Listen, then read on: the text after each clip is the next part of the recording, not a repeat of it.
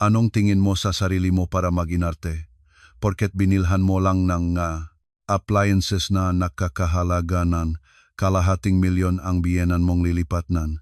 Bahay, diyan ka lang at mag-ayos ng mga gamit sa alikabok. Kaming ang pamilya namin pupunta sa isang hotel buffet kung saan natutunaw sa bibig ang lobster. Iniwan akong biyenan ko ng hipag ko at ng asawa ko sa sala na parang basurahan sa araw mismong lipat bahay para lang magpakasasa sa isang mamahaling buffet. At habang walang tigil na, dumarating ang mga bagong appliances na nakakahalaga ng kalahating milyon na binayaran gamit ang credit card ko. Naputol ang PCN pasensya ko matapos ang 7 taon ng pagiging sunod-sunuran. Sige, masiyahan kayo sa masarap na pagkain ng pamilya. Ako naman, ngayon din, kakanslahin ko ang lahat ng bayad para sa mga appliances na ito at sisingilin ko kayo sa lahat ng perang kinuha ninyo sa akin hanggang ngayon. Ang kwentong isang manugang na magbibigay ng leksyon sa kanyang walang konsensyang mabiyenan ay magsisimula na ngayon. Ma, bakit po bigla kayong nakpasya na lumipat sa mas malaking bahay nung nakaraang buwan lang po? Sinabi ninyo na wala kayong planong lumipat. Hindi ko mapigilang mapanganga sa laki nga halaga sa quotation na nasa harap ko.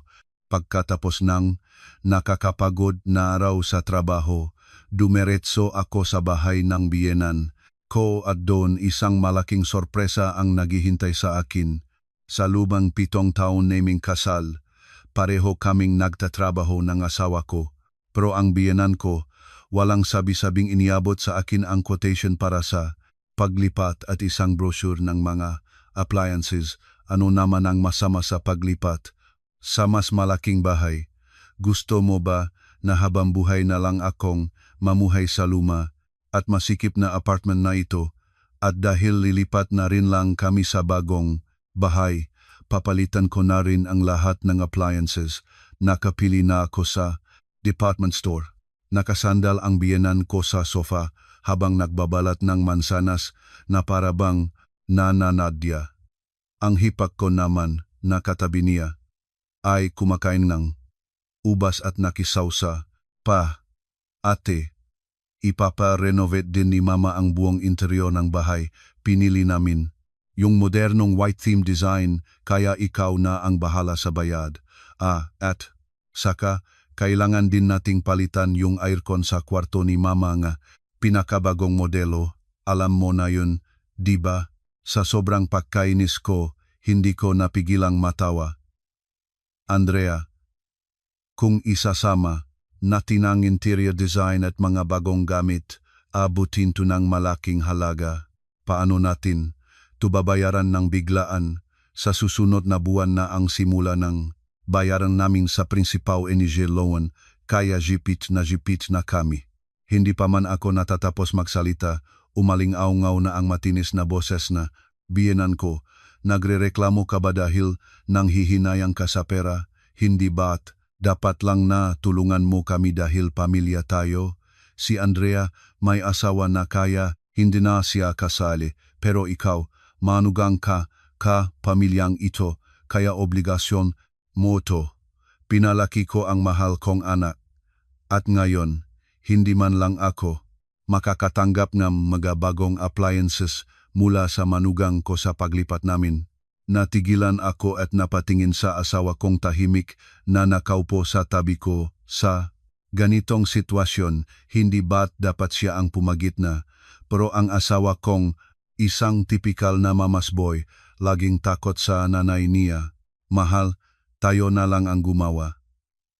Habang buhay na nahirap si Mama sa pagpapalaki sa atin, mas maganda kung sa bagong bahay na siya manirahan para maging comfortable. Gamitin mo na yung credit card mo, i-full mo na yung limit tapos ay stretch natin ang installment. Magtitipid ako sa beer at babawasan ko ang allowance ko para makatulong. Sige na, nababalief ka na ba?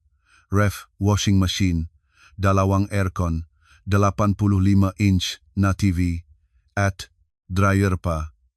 Kung susumahin lahat yan, aabutin nga mahigit kalahating milyon. Paano? mo mababayaran ang ganyang kalaking halaga sa kakarampot mong allowance? Nang hindi ko na mapigilan ang sarili ko at napalakas ang boses ko, hinawakan ako ng asawa ko sa braso at nagsimulang magmakawa. Mahal, please pagbigyan mo na si Mama. Pangako, gagawin ko na lahat ng gawaing bahay at habang buhay akong magpapakumbaba sa'yo. Bakit ba ang kuripot mo pagdating sa pera, lalo na sa pamilya, ginagawa mong komplikado ang lahat, pamilya? Isang salita na napakadaling gamitin pero nakakasuka. Kapag kailangan nila ng pera, pamilya kami, pero kapag ako ang nangangailangan, mas masahol pa sa estranghero ang turing nila sa akin. Ganyan ang patakaran sa bahay na ito. Hawak ng ambiyenan ko ang telepono at tinatawagan na ang staff ng department store. Nagbabantang ibibigay na ang numero ng card ko. Hindi mo pa ba ilalabas ang card mo? Sabing staff, malapit na silang magsara. Pagkatapos nito, ipagmamalaki ko sa lahat ng kakilala ko sa Senior Citizen Center na binilhan. Ako nang manugang ko ng appliances na nagkakahalaga ng kalahating milyon. Kaya, bilisan mo na. Sa gitnang nakakabinging sigaong biyenan ko at ng nakakaawang pagmamakaawa ng asawa ko, wala akong nagawa kundi buksan ang pitaka ko. Sige, ito na talaga ang huli. Gayang sabing asawa ko, pagbibigyan ko na sila. Sa huling pagkakataon, pilit kong pinakalma ang sarili ko habang kumukulo ang dugo ko. Ilang sandali pa, isang notification ang lumabas sa screen ng telepono ko, payment of 150,000 approved. Nanginginig ang kamay ko sa galit habang nakatingin sa malamig na screen. Dumating na ang araw ng paglipat. Alas 5 pa lang umaga, napabangon na ako sa tunog na alarm. Tinapik ko ang likod na asawa kong mahembing na natutulog at humihilik. Mahal, gising na. Darating ang matagalipat bahay nga. Alas 7. Mahal, 5 minuto pa. Anong 5 minuto? Kahit may tagalipat bahay, tayo ang dapat mag-asikasongan, mahahalagang gamit at maglagay ne sticker sa mga itatapon.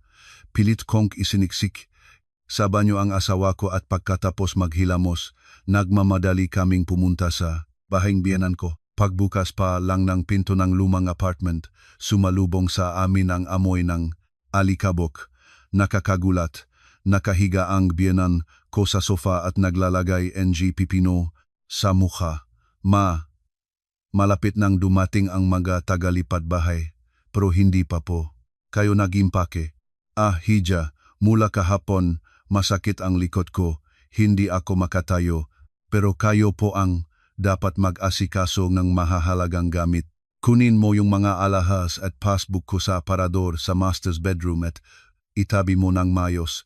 Kahit kumukulo ang dugo ko sa pagkukunwari niya, tiniis ko na lang at pumasok sa kwarto para simulan ang pag-ayos ng mga maalikabok na gamit. Sakto namang lumabas ng kwarto si Andrea, ang hipag ko, na bihis at nagme-makeup sa harap ng salamin. Andrea, arawng lipat bahay ngayon, bakit ka nagme-makeup? Magsuot kang komportableng damit at tulungan mo kaming mag-ayos ng maliliit na gamit. At may important akong mamayang apon. Ngayon? Saka masakit ang pulso ko kapag nagbubuhat ng mabibigat. Kinindatan pa ako ni Andrea at pagkatapos ay naupo sa isang sulok at nag-cellphone na lang. Nang dumating ang matagalipat bahay, ako na ang nag-asikaso sa lahat. Manong, yang lumang aparador, itatapon na namin. Lagyan niyo na lang na disposal sticker. Ma'am, saan po namin ilalagay itong mababasaging plato? Sa kahon na yan, ingatan niyo po, madaling mabasag. Sa sobrang alikabok, nanunuyo na ang lalamunan ko at pinagpapawisan na ako ng todo. Alas 11 ng umaga, sa wakas nakarating kami sa bagong apartment at sinimulan na ang pag-ayos ng mga gamit. Sunod-sunod ding dumating ang mga bagong appliances na nakakahalaga ng 5,500,000 na binayaran ko gamit ang card ko. Ma'am, dito po ba namin ilalagay ang ref? Opo, kuya. Yung tubo enye aircon, pakilabas na lang po sa may beranda. sa pagitan ng pag-asikaso sa mga delivery at pagtuturo sa mga tagalipat bahay kung saan ilalagay ang mga gamit para akong hihimatayin sa pagod. Pero habang naagayos akong makahon sa gitna ng sala, napansin kong sobrang tahimik ng bahay. Wala ang biyenan ko, si Andrea at ang asawa ko. Kinabahan ako at nangingini ang kamay na tinawagan ang asawa ko, "Mahal, nasaan ka? Ang dami pang gamit dito. Bakit niyo ako iniwang mag-isa?" Mahal, niyaya kami ni Mama sa hotel buffet, pasasalamat daw sa pagod natin." "Ano? Hotel buffet? Iwan niyo ako sa gitnang lahat ng to para lang kumain. Seryoso ka ba? Babalik din kami agad." "Saka yung tagalipat bahay na ang bahala sa lahat. Paano nila malalaman kung saan ilalagay ang mga gamit natin? Magpa-deliver ka na lang diyan ng pancit canton." Bay na. Pagkatapos ng tawag, napaupo na lang ako sa sahig. Basang-basa ako ng pawis at ako puno na dumi at kumakalam na ang tiyan ko dahil hindi pa ako uminom ng tubig. Mula umaga, ang sakit at galit na nararamdaman ko ay parang sasabok na. Iniwan nila ako para magpakasawa sa isang mamahaling hotel buffet. Biglang nagring ang cellphone ko. Nakita ko ang pangalan ni Andrea. Umasa ako na baka tatawag siya para ipag-take out akong pagkain. Sinagot ko ang tawag ng pasigaw. "Hello, Andrea, nasa tamang pag-isip ka pa ba?" Pero sa kabilang linya, puro ingay lang ang naririnig ko. Tunog nga, kubiertos, mahinang tuktok na piano at usapan ng manataw. Aksidenteng napindot ni Andrea ang call button habang nasa bulsa niya ang cellphone. At pagkatapos, narinig ko ang malinaw na boses ng biyenan ko. "Anak, kumuha ka pang lobster thermidor. Ma, dahan-dahan lang po sa pagkain. Marami pa pong pagkain diyan. Ang lambot ng steak dito at ang sarap ng tuna sashimi. Talagang sulit ang 7,000 homentun kada tao sa hotel buffet na ito." Natutunaw sa bibig. "Oh ma, natutunaw sa bibig. Si Ate Kaya, ano na ang ginagawa niya ngayon? Siguro naliligo na siya sa alikabok habang nag-ayos ng mga gamit." "Siyempre, yun ang dapat gawin ng isang manugang. Kawawa naman siya. Kuya, huwag ka nang mahiya, kumuha ka pa." Nang marinig ko ang tawa ni Andrea at ang boses ng asawa ko, halos malagutan ako ng hininga. Wow, ang sarap. Mas masarap pa yata dahil hindi natin kasama si Angela. "Unga, kuya, bakit ba ang torpe mo? Excuse me, isang bot pang wine dito." Nanginginig ang kamay kong pinindot ang record button sa cellphone ko. Pamilya, ganyan nila ako ituring kapag kailangan nilang pera para sa appliances na nakakahalaga ng kalahating milyon, pero sa harap ng lobster at wine na nakakahalaga ng 7,500 kada tao, isa lang akong utusan. Habang nanginginig ako sa galit, isang pop-up notification ang lumabas sa screen ko. Galing ito sa joint account namin ng asawa ko. Marco Reyes, payment of 127,500 at hotel buffet approved. Nakatayo ako sa gitna ng magulong sala, napapaligiran ng mga bagong appliances, na parang pinagtatawanan ako. Sa sandaling iyon, naputol ang pising pasensya ko. Hindi na ito simpleng sama ng loop. Ito na ang katapusan ng 7 taon ng pagiging sunod-sunuran. Habang lumalamig ang dugo ko, naging mas malinaw ang isip ko. Ang 5,000, 2,000, 7,500 na resibo mula sa hotel buffet at ang nakakasukang tawangam gabianan ko sa kabilang linya. Biglang nag-flash ang lahat sa isip ko at nakaramdam akong kakaibang kalmado. Ngayon ko lang naintindihan kung ano ang ibig sabihin ng kasabihang kapag sukdulan na ang galit, lumalamig ang ulo. Nakatayo ako sa gitna ng maalikabok na sala at nakatingin sa kawalan. "Ma'am, dito po ba namin ikakabit sa gitna ng atwal itong 85-inch TV? Wall-mounted po. Ito, kaya install na po namin yung bracket." Napalingon ako sa boses ng technician. Sa tabi ko, nakatayo ang isang malaking TV na bagong labas sa kahon. Sa kabilang banda naman, naroon ang isang L140,000 na refrigerator na may ice dispenser. Sa may veranda, naghihintay na ma-assembly ang na 175,000 na washing machine at dryer set. Lahat ng ito, binayaran ko gamit ang pinahirapan kong pera. Huminga ako ng malalim at nagsalita sa technician na may hawak na power drill. Kuya, itigil niyo na po ang pag-install. At lahat ng naunpak niyo na ibalik niyo po sa kahon at dalhin niyo pabalik. Napatigil ang technician at napatingin sa akin nang may pagtataka. Ma'am, ano po ang ibig niyong sabihin? Naunpak na po namin ang lahat at sisimulan na po ang installation. Kung bigla po kayong mag-cancel, mahirapan po kami at kailangan niyo pong magbayad ng cancellation fee. Kahit magkano pa ang cancellation fee, babayaran ko, basta dalhin niyo pabalik. Lahat ng yan, ngayon na, walang bahid ng pag-aalinlangan sa boses ko. Sa sobrang seryosong ang tono ko, nagtinginan na lang ang mga technician at nagbulungan. Tinalikuran ko sila at tinawagan ang department store. Ilang ring lang, sumagot na ang manager. Hello, Ma'am Angela Santos po ba ito? Nakarating na po ba ang mga delivery at kasalukuyang nag-install? Opo, may problema. Isang malaking problema. Gusto kong i-cancel ang lahat ng appliances na in-order ko kahapon. Ano po? Lahat? Opo, lahat. Yung diyan na 140,000 na ref I cancel. Yung diyan na 175,000 na washing machine. At dryer set, I cancel. Yung diyan 115,000 na TV, I cancel. Yung diyan 120,000 na dalawang aircon, i-cancel. Lahat, 500,000 rupulo. I-cancel niyo na po sa credit card ko ngayon din. Ma'am, sandali lang po. Na-deliver na po ang ma-items, kaya baka hindi po ma-process agad ang cancellation. Kung may model po na hindi niyo nagustuhan, pwede po nating palitan. Manager, hindi ang model ang problema, ang magagamitang problema. Sinabihan ko na po ang technician na ibalik ang lahat. Kung hindi niyo i-cancel, ngayon, magrereklamo ako sa customer service. Sa banta ko, hindi na nakapalag ang manager at narinig ko na lang ang pagtype niya sa keyboard. Sige po, ma'am. I process na po namin ang full refund. Makakatanggap po kayo ng text message mula sa credit card company. Pakababa kong telepono, wala pang 10 segundo, nakatanggap akong text message. Angela Santos, 150,000 refund processed. Nang mabasa ko ang maikling mensahe na iyon, para akong nabunutan ng tinik, ang mga teknisyan naman kahit nagrereklamo ay sinimulan ng ibalik sa kahon ang ref at TV.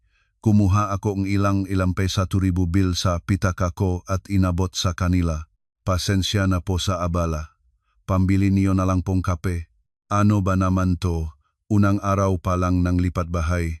Ang malas naman, nang makalis na ang mga technician kasama ang lahat ng appliances, lumuwag ang sala. Pero hindi pa doon natatapos ang paghihiganti ko. Tinawag ko ang foreman. Namga taga-lipat bahay na nagayos, namga kaldero sa kusina. Manong, itigil niyo na po yung ginagawa niyo. Ma'am, ang dami pa pong gamit na kailangang ayusin. Pagkatapos po dito sa kusina, yung mga kumot at damit pa po sa master's bedroom. Hindi na po. Ilagay niyo na lang po lahat ng kahon sa gitnang sala at pwede na po kayong umalis. Kahit kasama sa kontrata ang pag-ayos, hindi niyo na po kailangang gawin. Napatingin sa akin ang foreman ng may pagtataka. Ma'am, kung iwan po namin, to nang ganito, paano niyo po to ayusin lahat? Baka po kayo makasakit. Huwag po kayong mag-alala, hindi po ako ang mag-ayos niyan. Yung nakatira po dito, busok na busok sa lobster, kaya malakas sila. Sila na po ang bahala. Diyan, babayaran ko po kayo ng buo ayon sa kontrata, iwan niyo na lang po ang mga kahon. Kahit nagtataka, tinawag ng foreman ang natauhan niya. Hoy, itigil niyo na yang ginagawa niyo. Ipunin niyo na lang lahat ng kahon sa sala. Sabi ni Ma'am, iwan na lang daw. Nang makaalis na rin ang matagalipat bahay, ang bagong apartment ay parang dinaanan ng bagyo. Ang puting interior ay puno nga alikabok at ang makahon na abot hanggang kisame ay mukhang babaksak anumang oras. Ang makwesto kung saan dapat nakalagay ang mabagong appliances ay bakante. Nakatayo ako sa gitnang sala, tinanggal ko ang apron ko at inihagis sa sahig. Pamilya kaya dapat lang. Ang pamilya kumakain ng mamahaling steak habang ako na hindi nila kaano-ano ay dapat mag-order na lang ng pancit canton sa gitna ng alikabok. Napangisi ako at kinuha ang bag at coat ko. Wala akong kahit anong gamit sa bahay na ito. Sa loob ng 7 taon, puro pag-abuso lang ang naranasan ko sa lugar na ito. Walang gipwesto para sa isang Angela Santos. Huli kong sinulyapan ang magulong sala. Masiyahan kayo sa pagkain niyo at sa pagayos ng magagamit. Binuksan ko ang pinto at lumabas. Ang tunong paksarang ang mabigat na pinto ay parang musika sa aking pandinig. Paglabas ko sa hallway, dumampi sa aking ang malamig na hangin. Ngayon, ang natitira na lang ay ang paghihintay sa kanilang mga hiyaw kapag nakita na nila ang iniwan kong sorpresa. Umalis ako sa subdivision at pumunta sa isang tahimik na coffee shop. Umupo ako. Sa may bintana, umorder ng mainit na herbal tea at pinagmasdan ng labas. Hanggang sikat na araw ay payapa at ang puso ko ay kalmado. Habang naamoy ko ang mabangong tsaa, inisip ko ang matagumpay kong pahihiganti. Pagkatapos ng 30 minuto, biglang nag-vibrate at tumunok ng malakas ang cellphone ko. Ang tumatawag, ang biyenan ko. Siguradong nakita na niya ang bakanteng sala at ang bundok ng gakahon at malamang nabasa na rin niya ang text message tungkol sa kanselasyon ng appliance. Kalmado kong ibinaba ang tasa at dahan-dahang sinagot ang tawag. Hello? Hoy Angela, anong kalokohan to? Sumabog ang matinis na boses ng biyenan ko sa kabilang linya. Sa sobrang lakas, kinailangan kong ilayo ang cellphone sa tenga ko. Sumagot ka, nakatanggap ako. Ang text message mula sa department store na cancel daw ang delivery. Anong ibig sabihin nito? Ano po ang ibig niyong sabihin ma? Anong ibig sabihin ng cancellation na to? Kung hindi ikaw ang nag-cancel, bakit ko to natanggap? Hindi ko napigilang mapangiti habang sumasagot ng mahinahon. Opo, tama po. Kayo. Ako po ang nag-cancel ng lahat ng appliances na nagkakahalaga ng up to 550,000. At pinawi ko na po ang mga teknisyan. Ano? Nababalif ka na ba? Ibalik mo yun. Ibalik mo sa dati. Sa likod ng sigaw ng biyenan ko, narinig ko rin ang boses ni Andrea. Ma, pati, yung dryer cancel din daw. Ano ba yan ate, bakit mo ginawa yun? Wala na ang pagkakalmado nila nung kumakain sila ng lobster at pinagtatawanan. Ako, walang bahid ng pag-alinlangan sa boses ko, nagpatuloy ako. Ma, hindi ba't? Sabi niyo pamilya tayo. At kapag pamilya, dapat lang na bumili ng appliances na nakakahalagang kalahating milyon, di ba? Oo, tama yun. Pero bakit mo ako tinaraydor? Paano po yan ang totoong pamilya? Isinasama sa mamahaling hotel buffet. Pero ako, hindi niyo isinama. Biglang tumahimik sa kabilang linya. Huminga ako ng malalim at sinabi ang huling salita. Hindi niyo ako isinama sa buffet.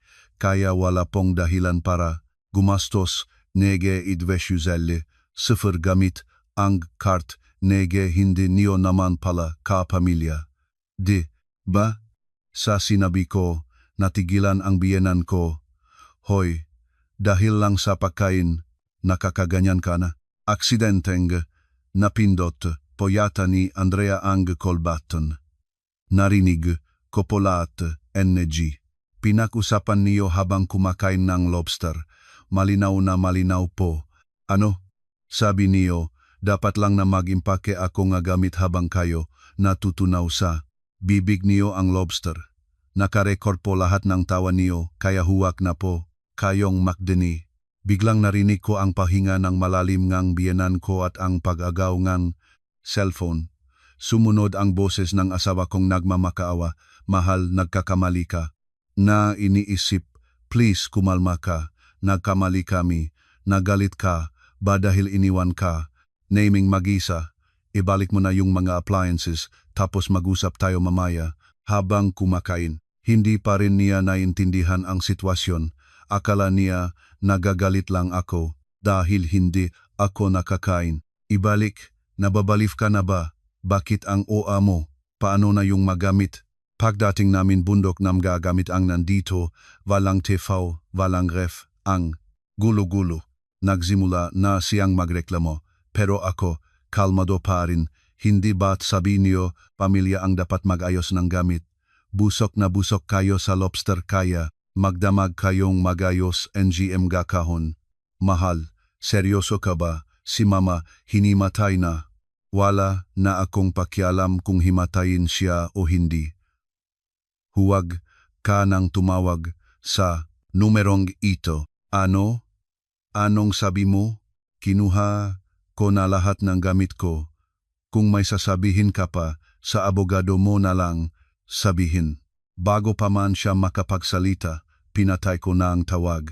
Ang screen ng cellphone ko ay naging itim, pero ang loob ko ay gumaan.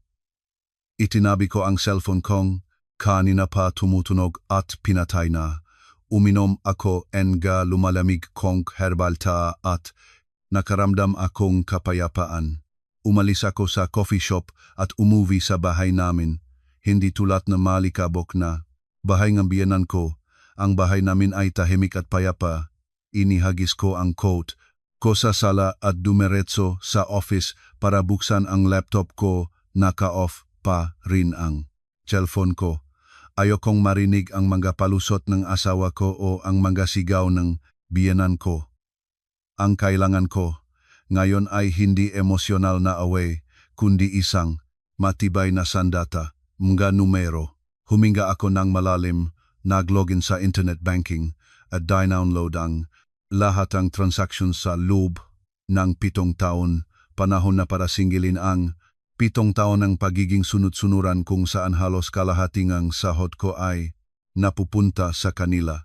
Binuksan ko ang Excel at isa-isang ininput ang mga gastusin. Noong 60th birthday ng nanay niya, nagdemand siya ng European trip, European 150,000. Yung utang ni Andrea na ako ang pinagbayad, 5,000. 3 taon na ang nakakaraan, ipinarenovate ko ang banyo at kusina nila gamit ang mamahaling materyales, 9,900,000. At ang buwanang allowance na 5,50,000 sa loob ng 7 taon, kasama pa ang mga regalo tuwing Pasko at birthday. Habang nagtatype, nanlalamig ang mga daliri ko sa galit. Sa pagtingin sa mga numero, narealis ko kung kano ako naking tangka. Nang i-click ko ang auto-sum button, lumabas ang kabuang halaga, 900,000. Wow! Kulang na lang ang 500,000 para maging 5 milyon. Napatawa na lang ako habang nakatingin sa monitor.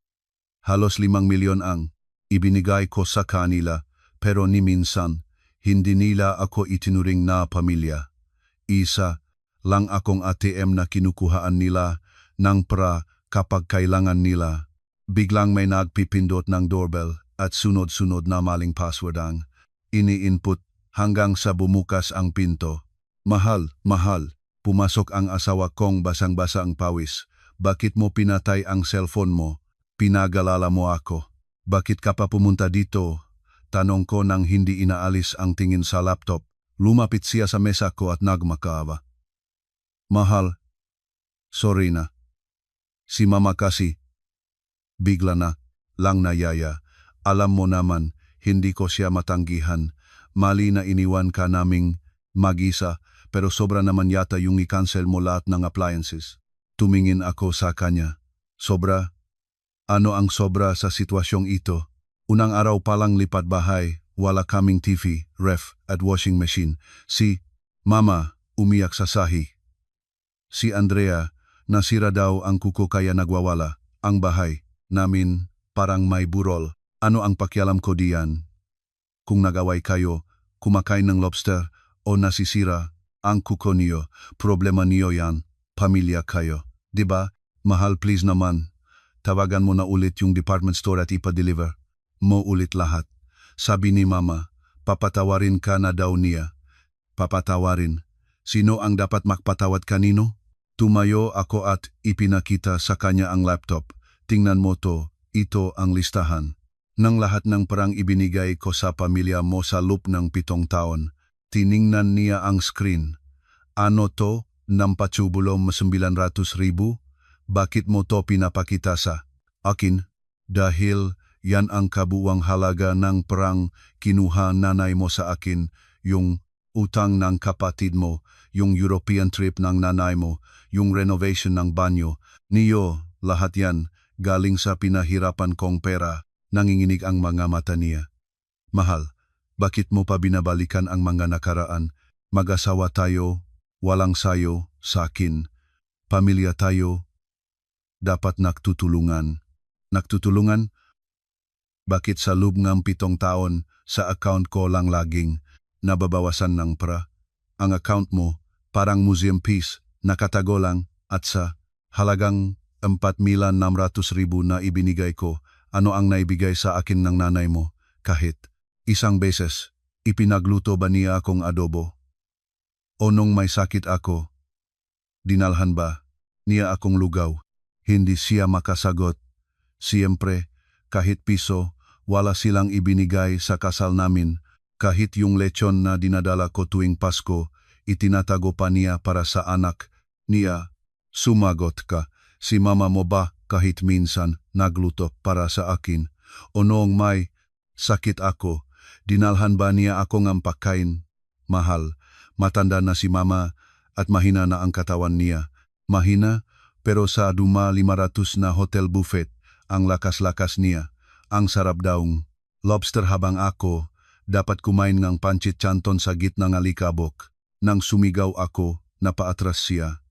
Mahal, babayaran ko lahat. Ikaw na ang mag-manager ng sahod ko. Magiging sunod-sunuran ako sa'yo. Please, ibalik mo na lang yung mga appliances. Kung hindi, papatayin ako ni Mama. Sa huling salita niya, nawala na ang lahat ng natitirang pagtingin ko sa kanya. Babayaran mo? Paano? Sa 8,000 paano? Sa 8,000 mong allowance kada buwan, paano mo mababayaran? Ang tampat ko mas 900,000 ruburu. Kahit mag-sideline ako sa construction o mag-drive sa gabi, gagawin ko. Please, kumalma ka na. Huwag na. Ayokong makita kang nagpapakahirap. At yung appliances, kalimutan mo na. Binuksan ko ang drawer at inilabas ang isang envelope na matagal ko nang inihanda. Ipinadala ko na sa cellphone mo at ang nanay mo yung Excel file. Basahin niyo habang nag-ayos ng gamit. At basahin mo rin to, mula ngayon, hindi na tayo pamilya. Mga numero na lang ang mag-uusap. Sa ibabaw ng envelope, nakasulat ang petition for annulment. Hindi maalis ng asawa ko ang tingin niya sa envelope at nanginginig ang kamay niya. Wala na siyang masabi para siyang nakakitang bomba. Ano to? Mahal, nagbibiro ka ba? Biro? Sa tingin mo, nagbibiro ako. Ang nanay mo, ang kapatid mo at ikaw ang nagbiro nung kumakain kayong lobster habang ako naghihirap. Ito ang pinakaseryosong desisyon sa buhay ko. Pumirma ka na. Angela, please, huwag naman ganito. Luluhod ako sa'yo. Tatawag ako tagalipad bahay at ayusin ko lahat. Itago mo na yang papel. Lumuha siya at niyakap ang mga binti ko. Kawawa, pero wala na akong maramdamang awa. Huwag mo akong hawakan. Kasama sa envelope ang listahan ng hatian ng ari-arian. At ang dirt, dokusyus, 0 na sisingilin ko sa nanay mo. Kung gusto mong kumuha na abogado, sige. Kung may pera ka pa, biglang nagring ang cellphone niya. Mama, hindi niya magala ang cellphone. Bakit hindi mo sagutin? Naghihintay ang nanay mo. Sinagot niya ang tawag. Ma, hoy. Bakit hindi mo pa siya kalat ka rin dito? Nakatanggap ako ngung kung ano sa cellphone ko. Anong ibig sabihin nito? Ma, gusto ni Angela na maganul. At sisingilin daw niya tayo nea dört 900. Ano? Annulment. Sino siya para makipag-annul kung hindi dahil sa pamilya natin pulubi na yan ngayon? Inagaw ko ang cellphone. Opo, tita, ako nga po yung baliw na yun. Nagsasalita. Aba, sumasagot ka pa. Pumunta ka dito at lumuhod sa harap ko. Sino ka para? I cancel ang mga appliances at iwanan ang bahay na magulo? Nakaluhod na po ang anak niyo sa paanan ko, kaya wala na pong pwesto at yung is-dirt, 900, tama po ang kalkulasyon, di ba? Kailan ka nagbigay ng ganyang kalaking halaga sa amin? Gusto niyo pong ebidensya, lahat ng record ng pahingi niyong pera, naka-record. Mga text messages, screenshots, bank transfers, lahat yan, isusumite ko sa korte. Tingnan natin kung masabi niyo pa yan sa harap ng judge. Hindi naman kumikita yang manugang ko. Si Andrea ang anak ko, kaya dapat lang siyang tulungan. Hindi ko kaano-ano ang manugang ko. Lahat yan, sinabi niyo. Naka-record po sa cellphone ko. Nang marinig niya ang salitang binitawan niya, natigilan siya. Ni-record mo. Ako? Opo, para protektahan ang sarili ko. Baka kasi patayin niyo ako sa sama na loob. At salamat po sa paglilinaw na hindi niyo ako kaano-ano, kaya hindi na ako nang hinayang na i-cancel ang 150,000 na appliances. Walang hiya ka. Andrea, kunin mo yung gamot ko sa high blood. Narinig ko ang pagbagsak niya at ang sigaw ni Andrea, pero hindi ako natinag. Tigilan niyo na po yung pagarte niyo. Sa loob ng 7 taon, paulit-ulit ko na yang napanood. Ang abogado ko na po ang makikipag-usap sa inyo. Huwag na po kayong tumawag. Pinatay ko ang tawag. Napatingin sa akin ang asawa kong nakaluhod pa rin sa sahig. Tapos na ang usapan niyong nanay mo. Nakita mo na rin ang mga papeles. Umalis ka na sa bahay ko. Nakapangalan sa akin ang bahay na to. Kung hindi ka alis sa loob ng 1 minuto, tatawag akong pulis. Nang marinig niya ang sinabi ko, narealize niya na seryoso ako. Mahal, saan ako pupunta? Sa nanay mo o sa kalye, bahala ka. Ang bahay na to, bigay nga tatay ko, kaya umalis ka na. Kailangan kanila sa pag-ayos ng gagamit. Itinulak ko siya palabas. Mahal, buksan mo ang pinto. Magbabago na ako. Wala akong ibang mapupuntahan. Isinara ko ang pinto. Subukan mong kumatok ulit. Ire-report kita sa police for trespassing at stalking. Kung gusto mong matulog sa kulungan, sige lang. Wala ka na bang puso? 7 taon tayong naksama. Kayo ang sumagad sa pasensya ko sa loob ng 7 taon. Umalis ka na. Isinara ko ang pinto at nilok. Ang tunong lock ay parang musika sa aking pandinig. Pinalitan ko agad ang password na pinto. Narinig ko pa siyang kumakatok, pero dahil natakot sa pulis, umalis na rin siya. Nang mawala na siya, bumalik ang katahimikan sa bahay. Humiga ako sa sofa at naramdaman ko ang kapayapaan sa unang pagkakataon sa loob ng 7 taon. Biglang nag-vibrate ang cellphone ko, sunod-sunod na mensahe mula kay Andrea. Ate, nababaliw ka na ba? Si Mama, nakahiga pa rin sa sahig. Ibalik mo na yung mga appliances. Dadalin na namin si Mama sa ospital. Si Kuya hindi sumasagot. Kung hindi mo ibabalik yung magamit, idedemanda kita. Napatawa na lang ako. Idedemanda. Sa anong kaso? Kalmado akong nag-reply. May lakas kayong pumunta sa ospital pero wala kayong lakas na magayos ng gamit. Ang sasarap ng kinain niyong lobster at steak, di ba? Gamitin niyo yang lakas niyo sa pagayos ng mga kahon. At si kuya mo, pinalayas ko na. Papunta na dyan di dyan. Ang abogado, ko na ang kakausap sa inyo. Mahanda kayo nga 44,900,000. Paggasen ko siyan agad. Siguradong nagwawala na siya ngayon. Pinatay ko ulit ang cellphone ko. Pumunta ako sa utility room, kumuha ng 3 malalaking garbage bag at pumasok sa walk-in closet. Ito yung jacket na binili ko gamit ang card ko. Inilagay ko lahat negadamit niya sa garbage bag. Lahat nega may bakas niya, tinapon ko. Pati yung game console niya isinama ko na rin. Parang naglilinis akong 7 taon na basura sa buhay ko. Inilagay ko ang 3 garbage bag sa labas ng pinto. Itatapon ko rin to lahat. Paktingin ko sa labas, madilim na. Nagsisimula na ang mahabang gabi nila sa maalikabok na apartment. Pagkatapos kong maligo, gumaan ang pakiramdam ko. Kumuha akong malamig na beer sa ref at umupo sa dining table. Pagbukas ko ng cellphone ko, sandamakmak na missed calls. Karamihan galing sa tita, ang kapatid ng biyenan ko, siguradong humingi na silang tulong sa mga kamag-anak. Sakto, tumawag ulit siya. Uminom akong beer at sinagot ang tawag. Hello, tita. Angela, anong ginagawa mo?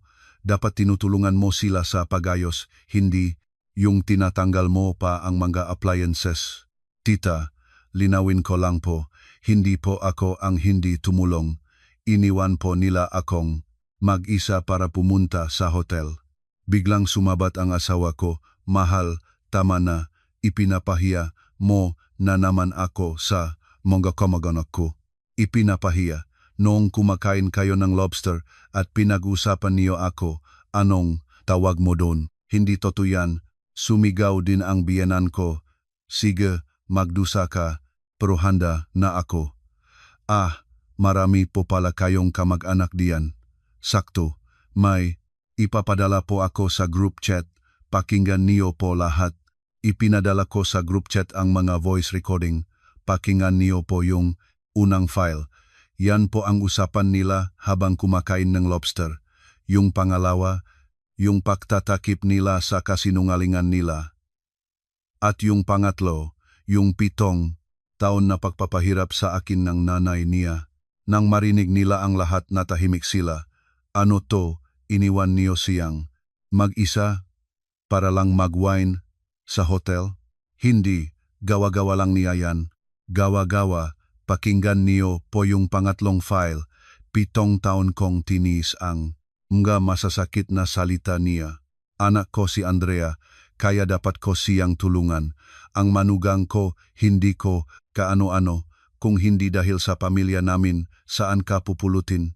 Nang mabunyag ang lahat, nakagulo na sila. Mahal, please, burahin mo na yan. Bakit ko buburahin? Hindi ba't pamilya tayo walang lihiman?